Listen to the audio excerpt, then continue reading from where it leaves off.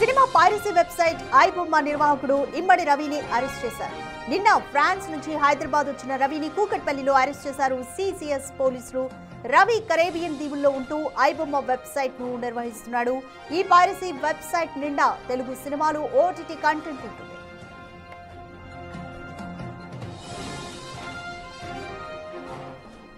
Cinema piracy website iBomma నిర్వాహకుడు ఇమ్మడి రవిని arrest చేశారు.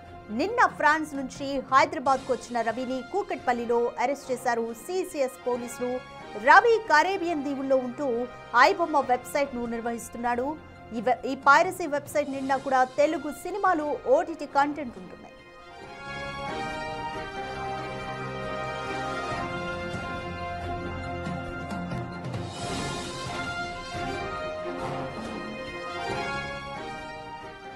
సినిమా పైరసీ వెబ్సైట్ ఐబొమ్మ నిర్వాహకుడు ఇమ్మడి రవి అరెస్ట్ అయ్యారు. నిన్న ఫ్రాన్స్ నుంచి హైదరాబాద్కు వచ్చారు ఇమ్మడి రవి. నేపథ్యంలోనే కూకట్పల్లిలో సిసిఎస్ పోలీసులు అరెస్ట్ చేశారు.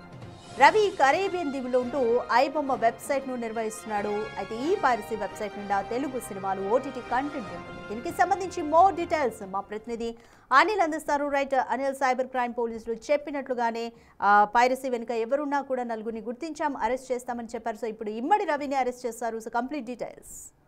ఎస్ రాధిక, ఎట్టకేలకు ఐబొమ్మ నిర్వాహకుడు ఇమ్మడి రవిని అయితే పోలీసులు అరెస్ట్ చేశారని చెప్పాలి. ముఖ్యంగా ఐబొమ్మకు సంబంధించి పైరసీ వీడియోలు చేస్తూ ఆ సినిమాలను పైరసీ చేస్తూ ఏవైతే వ్యవహారం నడిపిస్తున్నాడో అందులో భాగంగానే ఇప్పటికే నలుగురిని అరెస్ట్ చేసిన పోలీసులు ఈ రోజు తాజాగా నిర్వాహకుడైనటువంటి ఇమ్మడి రవిని అయితే అరెస్ట్ చేశారు కూకట్పల్లి సిసిఎస్ పోలీసులు. ముఖ్యంగా ప్రెసెంట్ అయితే ఇమ్మడి రవిని నిన్న సాయంత్రం సమయంలో పట్టుకున్నట్టుగా కూడా తెలుస్తుంది. ఫ్రాన్స్ నుంచి హైదరాబాద్ కి అతను రాగా అందుకున్న సమాచారం ప్రకారం వెంటనే పోలీసులు అతన్ని అరెస్ట్ చేసినట్టుగా కూడా తెలుస్తుంది. ఈ ఐబొమ్మకు సంబంధించి కూడా గతంలో ఏవైతే సంచలనాలు సృష్టించినటువంటి పైరసీ వ్యవహారాలకు సంబంధించి ముఖ్యంగా కీలక పాత్ర పోషించినటువంటి ఈ ఐబొమ్మ నిర్వాహకులు సవాళ్లు కూడా విసిరినట్టుగా కూడా మనకు తెలుసు. అయితే ఈ సవాళ్లకు సంబంధించి కావచ్చు, అదే విధంగా అందులో ఉన్నటువంటి వ్యక్తులకు సంబంధించి కావచ్చు, పూర్తి సమాచారం అందుకున్న సిసిఎస్ పోలీసులు నిఘా పెంచారు.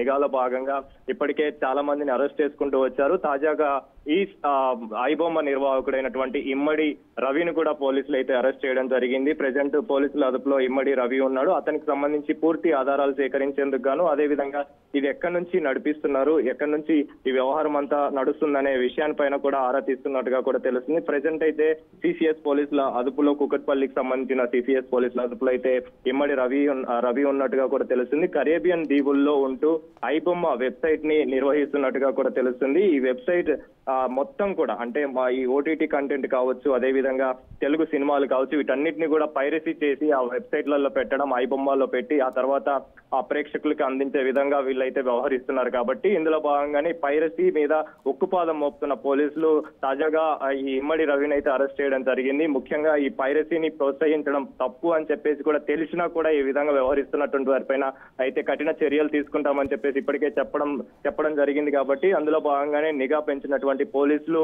తాజాగా అయితే రవిని అయితే అరెస్ట్ చేయడం జరిగింది. మరికొంతమంది ఇందులో ఇన్వాల్వ్ అయి ఉన్నారు కాబట్టి వాళ్ళపైన కూడా నిఘా అయితే పెంచారు.